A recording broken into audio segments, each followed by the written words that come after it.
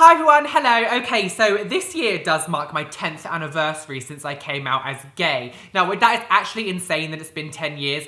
Now, I thought today I would do a video regarding some of the misconceptions that you have when you come out as gay, some of the things you think is gonna happen but actually doesn't happen, and yeah, so let's get straight on to the video. God, I'm a mess. Hyper stereotypes. Now, what I mean by this is you will either go one way or another. You will either, when you first come out, become super gay because you're like, I'm gay, I've come out now, it's amazing, and all of a sudden you'll become like this super queen who or you will most likely become hyper masculine and try to get away from the stereotype as much as you possibly can. Now again, I know this isn't going to be for every case, but for a lot of people that I know, including myself, this is how it happened. Now, when I first came out, I was completely adamant. I was like, I will not be a stereotype, and I tried my hardest to make my voice deeper and more masculine, and I was trying to behave a lot more manly, so like no one would think, oh, he's just like one of those stereotypical flamers. I think that was definitely because of where I lived and my surroundings. I was in sort of like my Devon life, and in Devon, like, if you're really overtly flamboyant, you're probably gonna get like harassed on the street because Devon isn't really the most gay-friendly place. Like, I've got old videos on my YouTube channel where I'm like this. I'm nothing like the stereotype, as people would say. I don't like fashion or designing or hair and beauty, all that kind of stuff that just means nothing to me. Bitch, what? And at that point in my life, that was who I was trying to come across like, because I didn't want to be the stereotype whatsoever. And then, on the flip side, on the flip side, I did then all of a sudden go hyper feminine. And then it was the whole stage of like, I'm gay, I'm happy, because I finally got out of that horrible cycle of like trying to force myself to be masculine, which let's be honest, I'm really hardly masculine. As I've matured and sort of grown up, my sense of who I am has definitely settled down a bit, and I'm not so in your face, like kind of like, hi, I'm gay, yay, like that, like the way I used to be. So I definitely think that is a misconception that once you come out, you have to like be one of these two things. And actually, no, you can be yourself. You don't have to be super feminine. You don't have to be super masculine. Like, you can just be in the middle ground. You can just be yourself without having to perpetuate a stereotype or trying to go against a stereotype as much as possible. Courage. Now, this one kind of applies to everybody in the scenario when you do come out, not just yourself. Now, I remember when I first came out to my friend Rachel, we were at my friend Daniel's house and she just asked me if I was gay. I said yes, kind of like in a split second of a moment, thinking, oh God, did I just come out? And I did, and I felt so good afterwards. However, I was not ready for everyone else to know as well. And I remember the day after I came out to her, me, Daniel and Rachel were all going to a theme park. As we were like queuing for rides and stuff, Rachel was just talking about me being gay openly, like to me, like in discussion in front of everyone around me. Now, realistically, no one around me probably cared, but for me, I wasn't ready for like everybody to know. So I think you just have to remember that although they might have told you, they may not be ready for like everyone to know. And talking about it loudly in public isn't always the best idea. And I remember just in my case, being at the theme park, and I was just like, stop panicking, like I'm panicking, anxiety, like and everything. Like, I wasn't ready for like everyone around me to know. Coming out only happens once. Oh my God, okay, so I never thought the way that I act, look, behave now, I would ever have to come out to someone ever again. I instantly thought people would just assume that I was gay. Now, believe it or not, I have to come out to people still. When I moved to London last year, like about 5 or 6 people who I worked with didn't know I was gay, and I had to literally tell them I am gay. Yes, granted, at work, I am very different. Like, I'm not as eccentric because I'm at work and I'm on the shop floor and stuff, and I can't be running around screaming.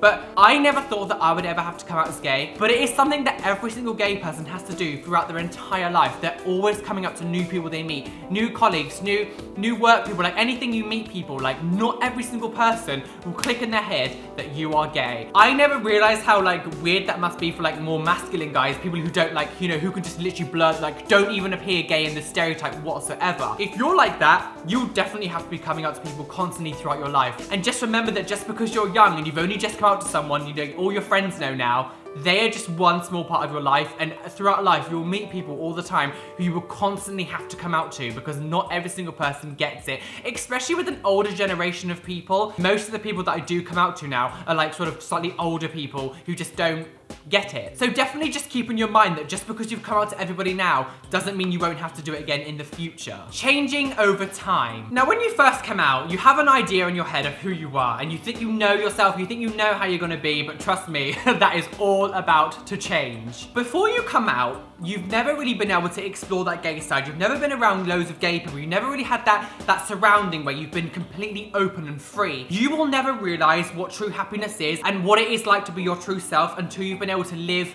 out and open and surround yourself with people who accept you for who you are. I never thought in my entire life that I would be the person I am now. Like I said, when I first came out, I went super masculine. I went to like, I'm nothing like the stereotype. And now look at me, I'm, you know, covered in piercings, heavily modified, like I'm like flamboyant. I love wearing lots of colors and like crazy things. Like that is the kind of person I am now. And that is because I've had the time in my life to mature and surround myself with people who don't judge me. And I've been able to live like a gay life. You basically have a mindset when you come out. And I remember when I first came out, I was like, this is who I am. Oh, I love being gay. Like, this is what being gay feels like. And this is what being free to be gay feels like. No, bitch. Like, that is not what being free to be gay is like. Trust me, after a few years, you will be a completely different person than you ever thought you were going to be. Like, the fact that now I don't identify as male, that has come about from being able to live openly. And just think, I've come to this realization like 7 years after I've come out. 7 years, and I still discover stuff about myself. And it's like, trust me, you will not be the person you are when you come out.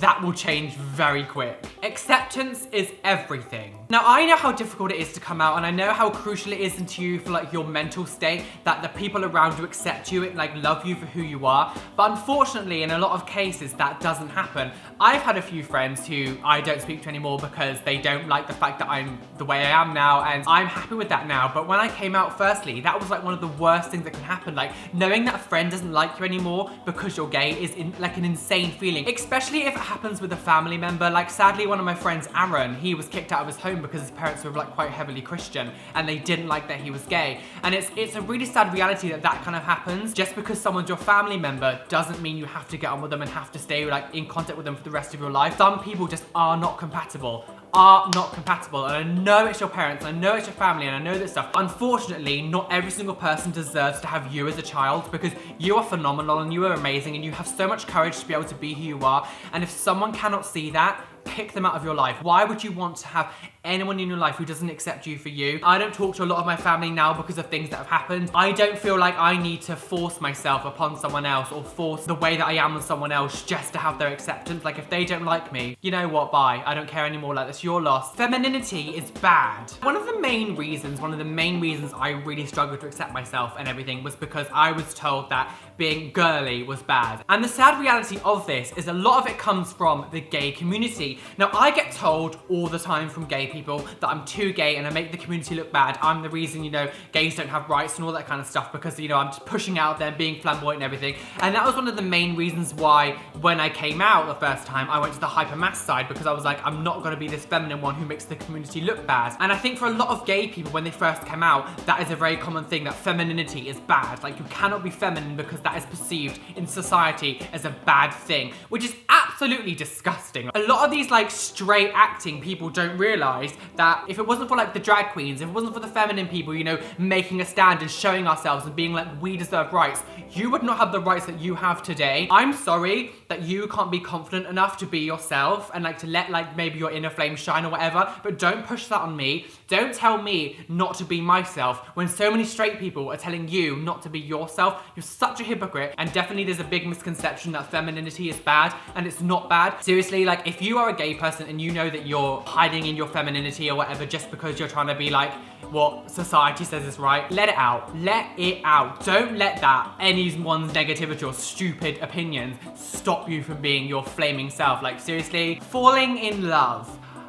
Oh my god, what a part to end on. Like seriously, I cannot tell you like how many times I've heard these stories, and I think it kind of applies to a lot of people, not just LGBT people, but I think us like in general, like a lot more, just because it's a lot harder to find gay people when you are in school. Now oh my god, I still remember the first boy that I ever like sort of really did things with, who I lost like my virginity to and all that kind of stuff. And as soon as I did that, I found this one person, I was like instantly besotted, instantly in love, instantly like, oh my god, I found someone like I've never never gonna find someone again. This is like, oh my god, I'm in love, like this is amazing, and I'm finally like being able to be myself with someone. And obviously it doesn't work out because you're too needy, you're too this, like, no, like, I think it's incredibly rare for you to end up with your first boyfriend who you've ever slept with, you've ever done anything with, you're 16 years old, you've met in school and you're still together as an adult. Like, that is such a rare thing to happen. Like, maybe this is a bit too critical, but like, I don't think that's always a good thing, because I feel like you should explore, like, you shouldn't just settle down when you're 16 years old, like, come on. Like, you should definitely like explore your sexuality more and like meet new people and like experiment with people and stuff, and like,